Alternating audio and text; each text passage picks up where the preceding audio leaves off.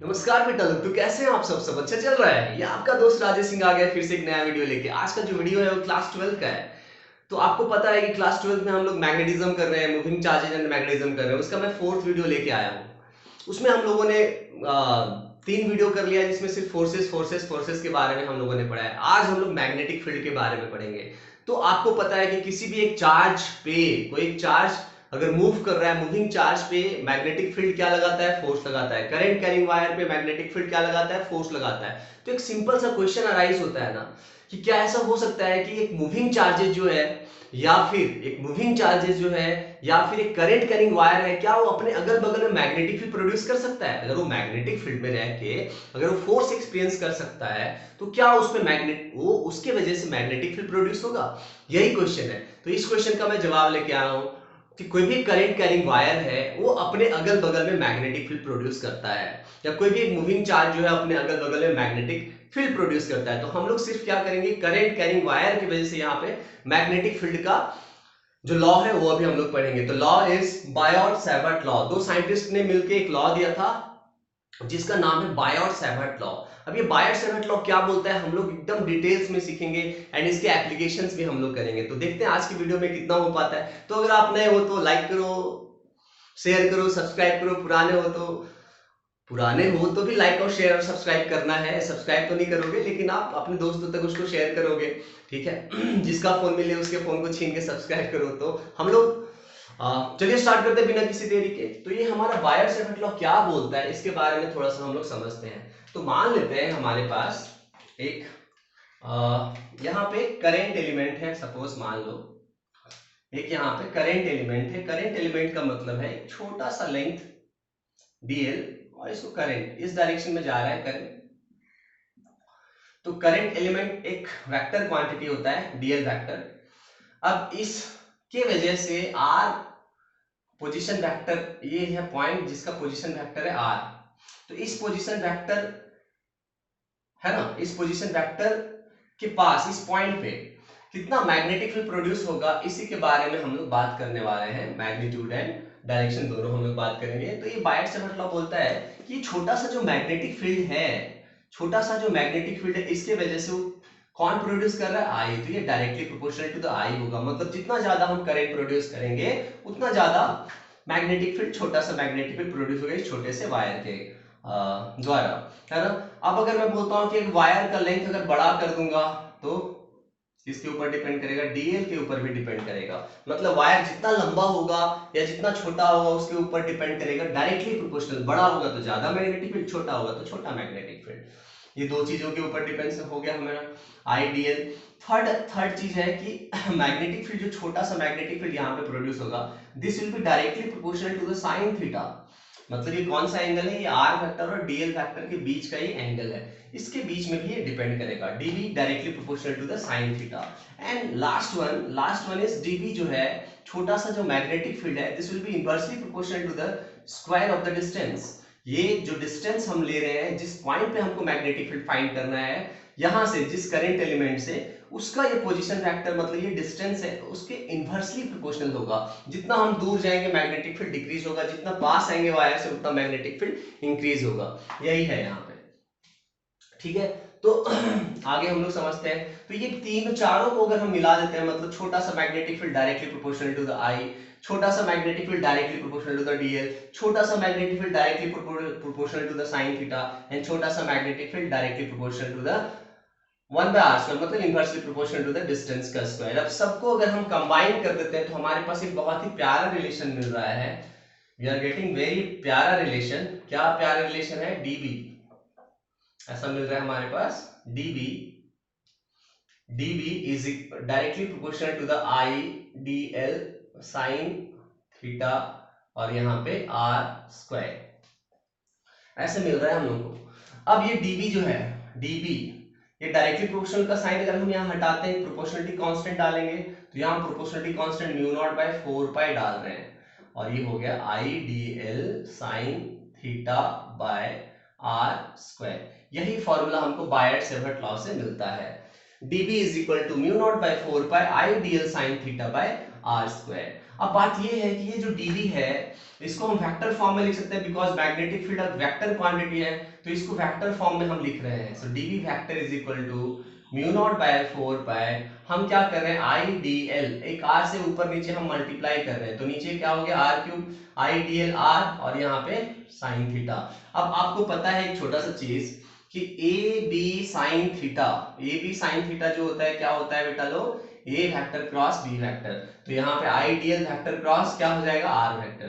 तो हमारे पास यहाँ पे वेक्टर फॉर्म है बायट-सैवर्ट लॉ का, mu naught by 4 pi I D L vector cross, sorry DL vector cross R vector और नीचे क्या है यहाँ पे आर क्यूब, ये रहा हमारा, this is the vector form, इसको हम वेक्टर फॉर्म बोलेंगे, है ना, वेक्टर फॉर्म ऑफ, है ना, ऑफ बायट-सैवर्ट लॉ। कभी कभी ये भी आता है आपके कि बायट-सैवर्ट लॉ का वेक्टर फॉर्म लिखिए आप, ये तो हमारा स्केलर फॉर्म था सिंपल, स्केलर फॉर्म था I D L sine theta by R square, अरे उसमें जो ऊपर नीचे हमने क्या किया आर से मल्टीप्लाई कर दिया, तो ये आई D L are sine theta क्या हो गया डी एल क्रॉस आर हो गया, नीचे क्या हो गया हमारा आर क्यूब हो गया। बस चलिए हम लोग आगे देखते हैं नेक्स्ट स्टेप में क्या है। ये जो हमने कांस्टेंट लिखा है इस कांस्टेंट को हम समझते हैं, ये जो कांस्टेंट हमने लिखा है म्यू नॉट बाय 4 पाई, इस कांस्टेंट का वैल्यू होता है 10 टू द पावर ऑफ -7। देख लो ये जो कांस्टेंट है हमारा म्यू नॉट बाय 4 पाई, ये जो म्यू नॉट है इसको हम क्या बोलते हैं, म्यू नॉट जो है इसको हम बोलते हैं मैग्नेटिक, म्यू नॉट के बारे में हम लोग थोड़ा सा समझ रहे हैं, मैग्नेटिक परमेबिलिटी, है ना, ये क्या है म्यू नॉट जो है क्या है मैग्नेटिक परमेबिलिटी है, जिसका वैल्यू अगर हम बोलेंगे म्यू नॉट क्या है तो क्या हो गया यहाँ पे 4 pi into 10 to the power of -7। अब इसका यूनिट और डायमेंशन क्या होगा वो थोड़ा सा हम लोग देखते हैं। म्यू नॉट का वैल्यू हमने समझ लिया कि इसका यूनिट डायमेंशन क्या होगा वो भी हम लोग देखते हैं, चलिए।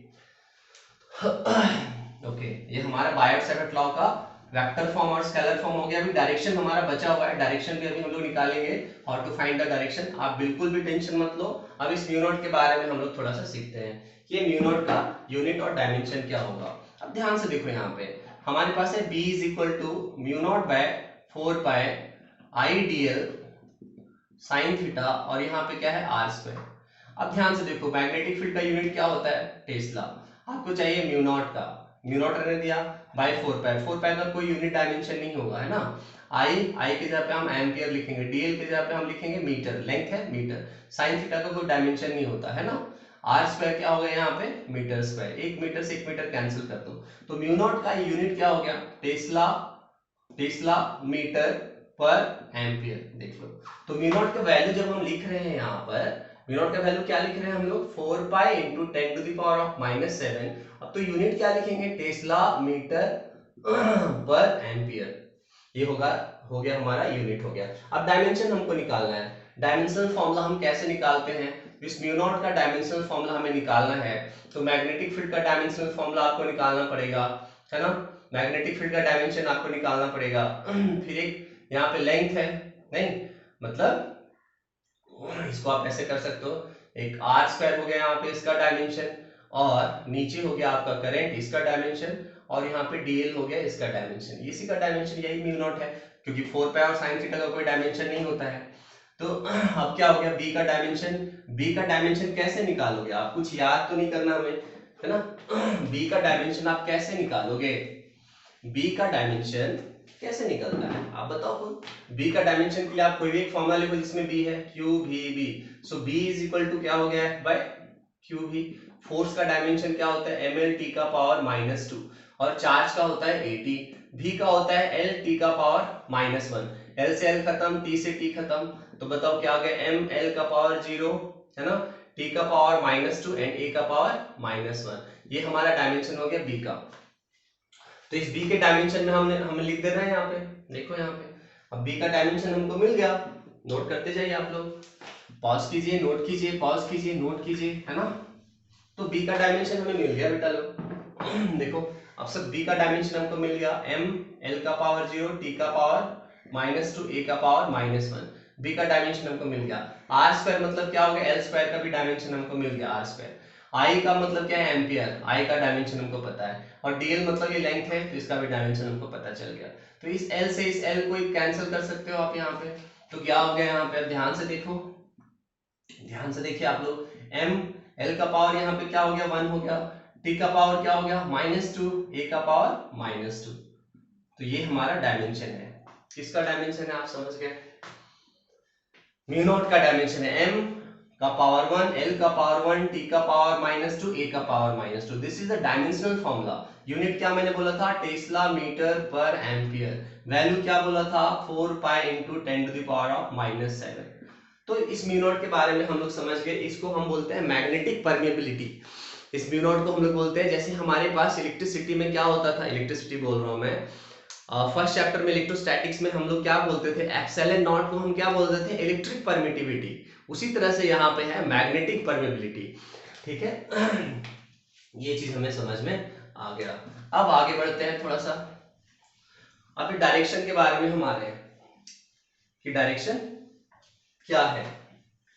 देखिए यहाँ पर डायरेक्शन के बारे में थोड़ा सा हम लोग समझते हैं कि मैग्नेटिक फील्ड का डायरेक्शन हम निकालेंगे कैसे। एकदम सिंपल है यार, कुछ नहीं करना है।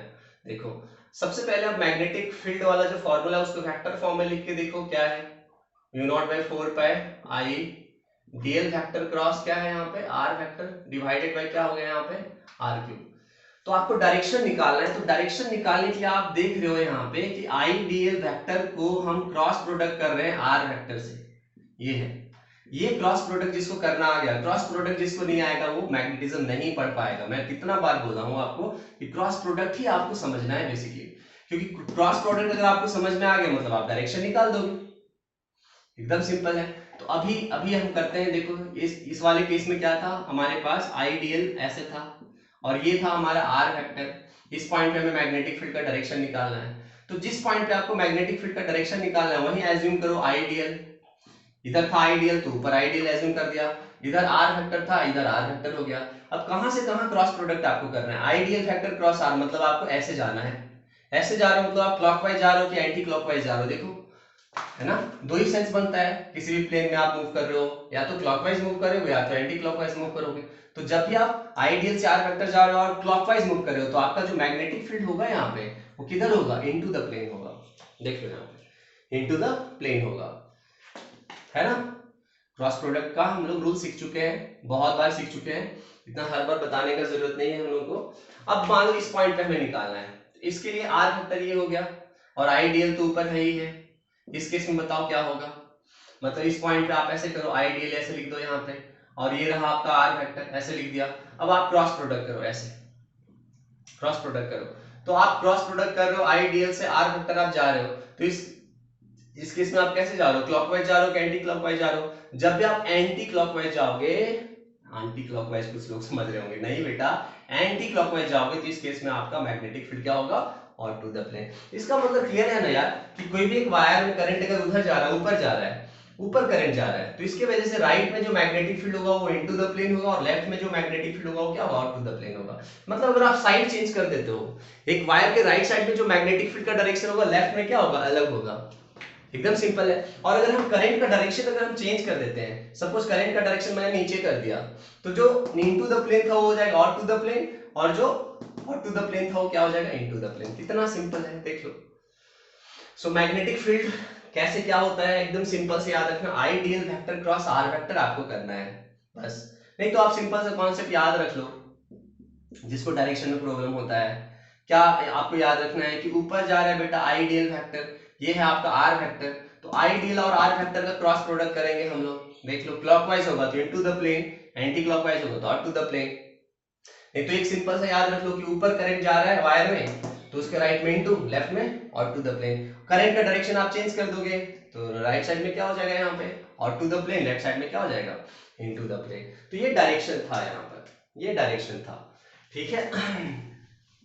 मैग्नीट्यूड आपको समझ में आ गया, डायरेक्शन भी आपको समझ में आ गया, म्यू नॉट के बारे में भी आपको समझ में आ गया कि ये म्यू नॉट क्या है हमारा, म्यू नॉट क्या है, इसको हम बोलते हैं मैग्नेटिक परमिएबिलिटी बोलते हैं, म्यू नॉट को हम लोग बोलते हैं मैग्नेटिक परमिएबिलिटी, जिसका वैल्यू होता है, हम लोग सीख लिए अच्छे से, 4 pi into 10⁻⁻⁷। Unit is tesla metre per ampere. Dimension में हमने सीख लिया था m का पावर 1, l का पावर 1, t का पावर -2, a का पावर -2, ये हमने सीखा। ठीक है, ठीक है बेटा, लोग समझ में आ रहा है आप लोगों को? चलिए, इतना हम लोग को समझ में आ गया, तो अब क्या हमें समझना है? अब हमें समझना है,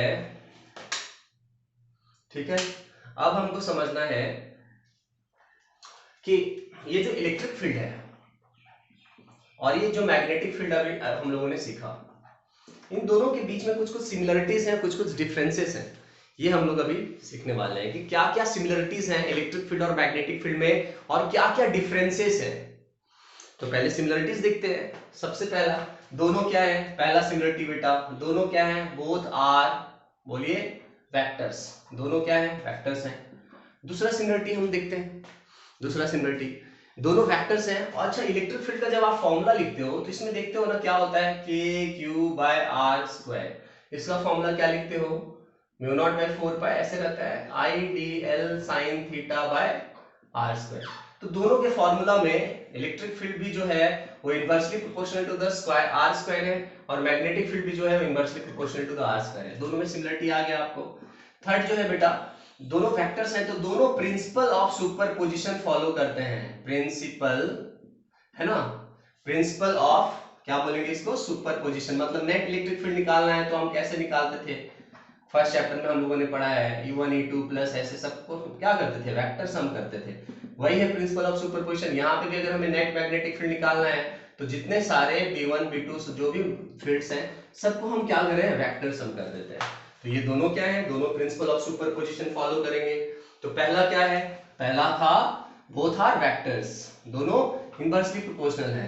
दोनों लॉन्ग रेंज हैं, लॉन्ग रेंज भी हैं, लॉन्ग रेंज भी हैं।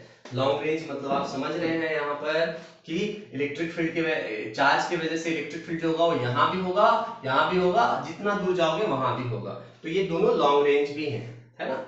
ये भी सिमिलरिटी है। और क्या सिमिलरिटी है बेटा? देखो यहाँ पे एक और सिमिलरिटी है। यहाँ पे सिमिलरिटी है बहुत ही सिंपल वाला, कि जब आप इलेक्ट्रिक फील्ड लिखते हो ऐसे लिखते हो ना, 1/4 पे k की जगह पे 1/4 पे एप्सिलॉन नॉट q/r²। तो यहाँ जो इसका सोर्स है, सोर्स, सोर्स क्या है? इसका चार्ज है। पर इसका जो सोर्स है वो क्या है? आइडियल है। अब इसका जो सोर्स है ये भी लीनियर है ना, लीनियर मतलब यहाँ स्क्वायर तो नहीं है, और ये जो सोर्स है ये भी क्या है? लीनियर है, लीनियर है। तो सोर्स भी लीनियर है, समझ गए? चलिए अब हम डिफरेंसेस पे आते हैं। ये हमारा हो गया सिमिलरिटीज हो गया। क्या क्या सिमिलरिटीज है? दोनों वेक्टर्स हैं, दोनों लॉन्ग रेंज हैं, दोनों inversely proportional to the r² है, दोनों का सोर्स जो है वो लीनियर है, दोनों प्रिंसिपल ऑफ सुपरपोजिशन फॉलो करते हैं, है ना? अब हम लोग डिस्कस करेंगे कि इसका डिफरेंसेस क्या क्या है, क्या क्या डिफरेंसेस मेन मेन है। सबसे पहला डिफरेंस आप एक बार देख रहे हो यहाँ पे, सबसे पहला जो डिफरेंस है वो क्या है? सबसे फर्स्ट जो डिफरेंस है वो है इलेक्ट्रिक फील्ड एक वेक्टर क्वांटिटी है बेटा, बट इसका जो सोर्स है, इसका जो सोर्स है वो क्या है? चार्ज है। और चार्ज कैसा है? स्केलर है। चार्ज स्केलर क्वांटिटी है। लेकिन मैग्नेटिक फील्ड के बारे में देखो, ये एक वेक्टर है ना, और लेकिन इसका जो सोर्स है वो क्या है? Ideal, ideal vector. और ये कैसा है? वेक्टर है। मतलब इसका सोर्स जो है वो स्केलर है इलेक्ट्रिक फील्ड का, और इसका सोर्स क्या है? वेक्टर है। ये आपको पता चल गया। चलिए, पहला डिफरेंस आपको समझ में आ गया कि इसका सोर्स क्या है और इसका सोर्स क्या है। चलिए दूसरा डिफरेंस देखते हैं। यहाँ पे एकदम सिंपल सा डिफरेंस है कि कभी भी किसी चार्ज की वजह से अगर आप इलेक्ट्रिक फील्ड निकालते हो किसी पॉइंट पे, मान लो r डिस्टेंस है, यहाँ पे इलेक्ट्रिक फील्ड निकालते हो तो पॉजिटिव की वजह से क्या होता है? Radially outward. और अगर नेगेटिव हुआ तो उसकी वजह से आप कैसे निकालते हो? Radially inward. नहीं, मतलब जो लाइन ज्वाइन करते हो जिस पॉइंट और चार्ज पार्टिकल उसी के अलावा होता है इलेक्ट्रिक फील्ड।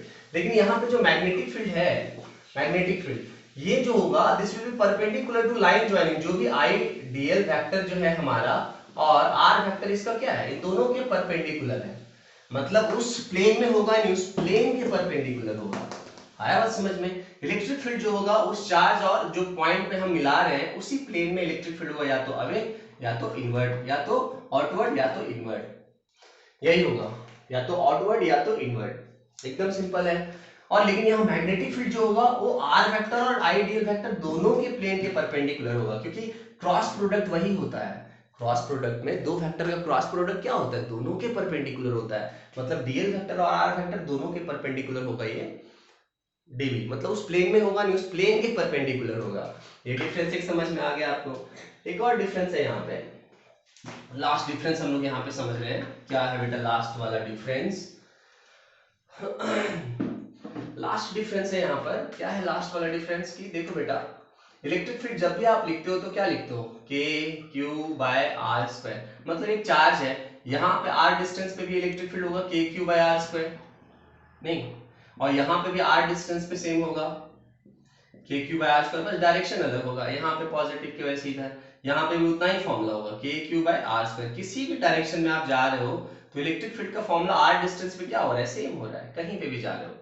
लेकिन इस मैग्नेटिक फील्ड के फॉर्मूले में आप देखो क्या है, mu naught by 4 pi constant है, I D L sine theta है, यहाँ पे sine theta by R square, मतलब मैग्नेटिक फील्ड किसके ऊपर डिपेंड कर रहा है, थीटा के ऊपर डिपेंड कर रहा है। मतलब अगर ये आई डी एल है और ये आर डिस्टेंस पे आपने यहाँ लिया तो एंगल क्या हो गया 90 डिग्री, तो यहाँ अलग होगा, उतना ही आर डिस्टेंस पे आप यहाँ ले रहे हो, एंगल चेंज हो गया तो अलग होगा, और एंगल चेंज हो गया अलग होगा, और अगर एंगल चेंज हो गया, यहाँ मान लो थीटा का वैल्यू अगर 0 डिग्री हो गया, नहीं 0 डिग्री का मतलब क्या हो गया यार, देखो कोई भी एक आई करंट इधर जा रही है, आपका डीएल वेक्टर हो गया, इसी के अलावा आप किसी कोई भी एक पॉइंट लेते हो कहीं पे भी, तो इसका आर वेक्टर ये हो गया, दिस इज आर वेक्टर, तो ये आई डीएल वेक्टर और आर वेक्टर कितना एंगल बना रहा है, देखो 0 डिग्री, तो इस केस में यहाँ पे मैग्नेटिक फील्ड क्या होगा, 0 होगा, उस वायर के अलावा कहीं पे भी मैग्नेटिक फील्ड क्या होगा, 0 होगा। आ रहा है बात समझ में, मतलब मैग्नेटिक फील्ड का जो वैल्यू है वो एंगल के ऊपर डिपेंड कर रहा है, एंगल अगर ज्यादा होगा या एंगल कम होगा, एंगल मान लो 0 डिग्री है या 180 डिग्री है तो आपका मैग्नेटिक फील्ड 0 भी हो जाएगा। लेकिन इलेक्ट्रिक फील्ड के साथ ऐसा नहीं होता था, कोई एंगल डिपेंडेंसी नहीं होता था इलेक्ट्रिक फील्ड में कि यहां निकालो तो यहां, यहां निकालो तो यहां, ऐसा कुछ नहीं होता था। ठीक है, ये था हमारा डिफरेंस। आया बात समझ में आप लोगों को? अब ये मैग्नेटिक फील्ड का भी जो लास्ट कॉन्सेप्ट मैं समझाया वो आपको समझ में अच्छे से आना चाहिए कि ये जो मैग्नेटिक फील्ड है, कोई भी एक वायर है जिसमें करंट जा रहा है ऊपर या नीचे कहीं पे भी, तो जिस डायरेक्शन में करंट उसी डायरेक्शन में आइडियल, तो इसके डायरेक्शन में आप कहीं भी लोगे इस वायर के अलावा कहीं पे भी कोई भी मैग्नेटिक फील्ड आप लोगे तो मैग्नेटिक फील्ड क्या होगा, 0 होगा, बस यही समझना है। उस वायर के अलावा कहीं पे भी, हाँ इधर कुछ होगा, इधर कुछ होगा, इधर कुछ होगा, अलग अलग जगह पे अलग अलग होगा, क्योंकि थीटा चेंज हो रहा है किसके बीच में, आर वेक्टर और डीएल वेक्टर के बीच में। यहां लोगे तो थीटा ये हो जाएगा, यहां लोगे तो थीटा ये हो जाएगा, इधर लोगे तो थीटा ऐसे हो जाएगा। आ रहा है बात समझ में? तो मैग्नेटिक फील्ड जो है वो चेंज हो जाएगा थीटा के साथ, ये चीज आपको समझ में आना चाहिए। चलिए इतना आपको समझ में आ गया बायट से बतलाओ। अब एक छोटा सा चीज अभी हम लोग करेंगे, ये हम लोगों ने नया कांस्टेंट अभी सीखा है ना, म्यू नॉट, और दूसरा वाला कांस्टेंट ऑलरेडी हमने सीख लिया है एप्सिलॉन नॉट। इसको हम बोलते हैं मैग्नेटिक परमेबिलिटी, इसको हम बोलते हैं इलेक्ट्रिक परमिटिविटी। और दोनों के बारे में एक छोटा छोटा चीज पता है हमें, एक म्यू नॉट बाय 4 पाई जो है वो क्या है 10 to the power of -7, mu naught by 4 pi क्या है 10 टू द पावर ऑफ -7, नहीं। और एक और चीज यहाँ हमने सीखा है कि 1 बाय 4 पाई एप्सिलॉन नॉट जो है वो 9 into 10 to the power of 9 है, ऐसा ये भी हमें पता है। तो यहां से अगर मैं यहां से बोलता हूं आपको कि म्यू नॉट का वैल्यू आप निकाल दो बेटा, तो क्या लिखोगे 4 pi into 10 to the power of -7। अगर यहां से मैं बोलूंगा म्यू नॉट का वैल्यू निकाल दो तो आप बोलोगे 1 by 4 pi into 10 to the power of 9 into 10 to the power of 9, ये बोलोगे। अब हम क्या करेंगे, बहुत ही बेहतरीन रिलेशन इन दोनों के बीच में निकालने के लिए हम क्या करेंगे, इन दोनों को मल्टीप्लाई कर देंगे। मान लो एप्सिलॉन नॉट और म्यू नॉट दोनों को मैंने मल्टीप्लाई कर दिया, तो देखो मल्टीप्लाई करने से क्या आ रहा है 4 pi into 10 to the power of -7 into यहाँ हो गया 1 by 4 pi into 9 into 10 to the power of 9, ये हो गया 4 पाई से 4 पाई क्या हो गया कैंसिल हो गया। तो अब बचा क्या यहाँ पे देखो mu naught into epsilon not, अभी 10 टू द पावर ऑफ -7 नीचे आएगा तो क्या हो जाएगा, यहाँ एक 9 है 10 टू द पावर ऑफ क्या हो गया 16।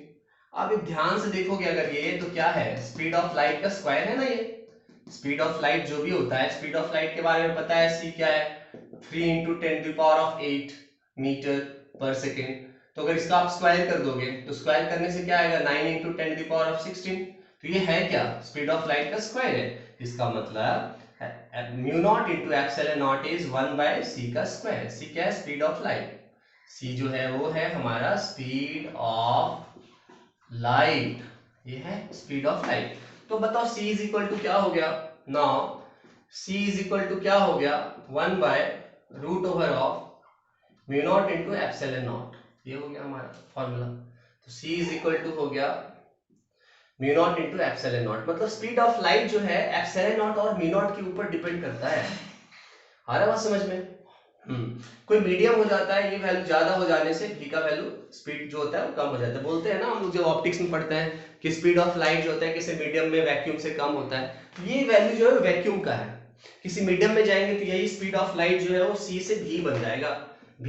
और उस केस में हम क्या लिखेंगे, इलेक्ट्रोमैग्नेटिक वेव्स में हम लोग पढ़ेंगे म्यू और यहाँ पे एप्सिलॉन, देख रहे हो। तो ये म्यू का वैल्यू जो होता है म्यू नॉट से बड़ा और एप्सिलॉन का वैल्यू एप्सिलॉन नॉट से बड़ा होता है। तो ये नीचे अगर बड़ा आ गया तो ऊपर वाला छोटा आ जाएगा, इसका मतलब v is less than c। c सबसे हाईएस्ट वेलोसिटी होता है, speed of light maximum vacuum में होता है। तो ये आपका रिलेशन हो गया एप्सिलॉन नॉट और म्यू नॉट के बीच में। स्पीड ऑफ लाइट के साथ कैसा रिलेशन है, speed of light equal to 1/म्यू नॉट इंटू एप्सिलॉन नॉट, ठीक है। तो ये था बायट-सैवर्ट लॉ। बायट-सैवर्ट लॉ में हमने मैग्नीट्यूड, डायरेक्शन, वेक्टर फॉर्म, बहुत कुछ हम लोगों ने किया। मैग्नेटिक परमिटिविटी के बारे में सीखा, फिर इलेक्ट्रिक फील्ड और उसके बीच में ये सीखा, डिफरेंस क्या है, सिमिलरिटीज क्या क्या है, ठीक है। तो ये बायट-सैवर्ट लॉ का पहला वीडियो था, पहला लेक्चर था। इसके बाद बायट-सैवर्ट लॉ का नेक्स्ट एप्लीकेशन आएगा कि फर्स्ट एप्लीकेशन, सेकंड एप्लीकेशन, जितने भी एप्लीकेशन है वो सब हम लोग करेंगे कि करंट कैरिंग लूप की वजह से एक्सिस पे कितना होगा मैग्नेटिक फील्ड, सेंटर पे कितना होगा, बायट-सैवर्ट लॉ यूज करके हम लोग फाइंड करेंगे। और कुछ क्वेश्चंस भी हम लोग देखेंगे कैसे कैसे सीबीएसई क्वेश्चंस पूछता है, कुछ कुछ क्वेश्चंस देखेंगे, बाकी तो हम सीबीएसई की क्वेश्चंस करेंगे ही, ठीक है। तो चलिए हम लोग मिलते हैं नेक्स्ट वीडियो में, तब तक के लिए नमस्कार।